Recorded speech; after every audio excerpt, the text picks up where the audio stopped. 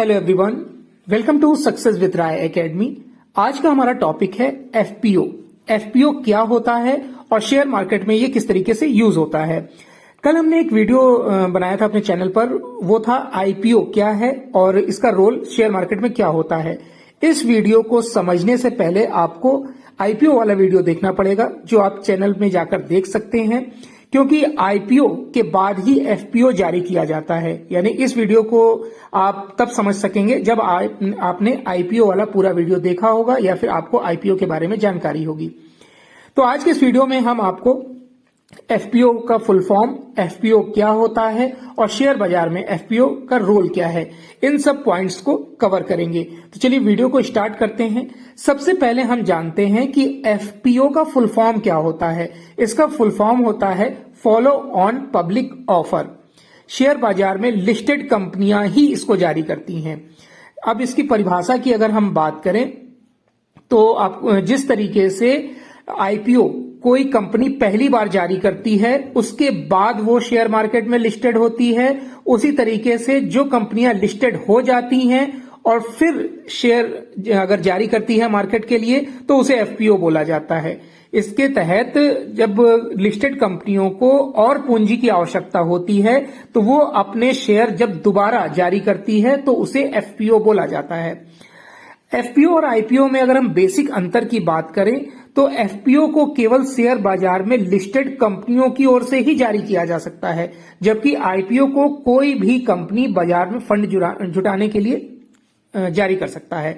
अगर आसान भाषा में समझें तो किसी निजी कंपनी के द्वारा बाजार में जब फंड जुटाया जाता है तो उसे आईपीओ कहते हैं और वो मार्केट में लिस्टेड हो जाती है। वहीं पर पब्लिक से जब दोबारा पैसे की जरूरत होती है या फिर कंपनी को और पैसे की जरूरत होती है तो जो लिस्टेड कंपनियां होती हैं शेयर मार्केट में, वो जब दोबारा शेयर जारी करती हैं तो उसे एफपीओ बोला जाता है।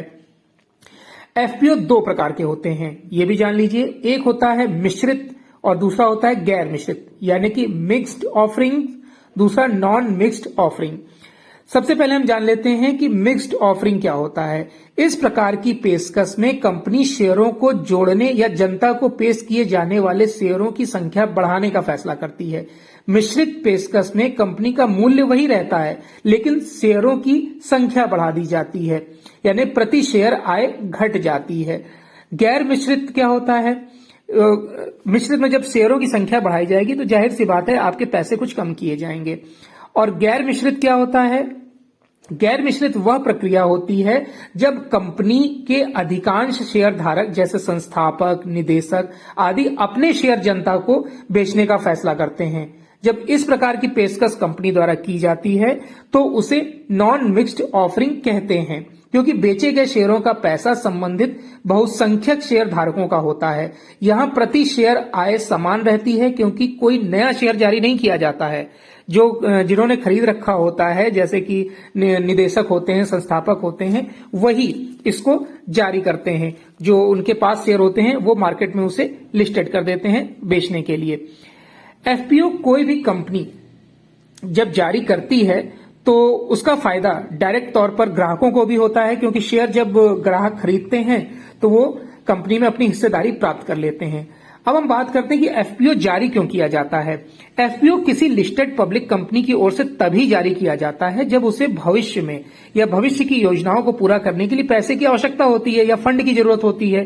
कई बार अपने कर्ज को कम करने के लिए भी, शेयर बाजार की इक्विटी या लिक्विडिटी को बढ़ाने के लिए भी कंपनी इसका इस्तेमाल करती है, यानी कि एफपीओ का इस्तेमाल करती है। कोई भी आम निवेशक किसी भी ब्रोकरिंग प्लेटफॉर्म में जाकर एफपीओ के लिए आवेदन कर सकता है, एफपीओ ले सकता है।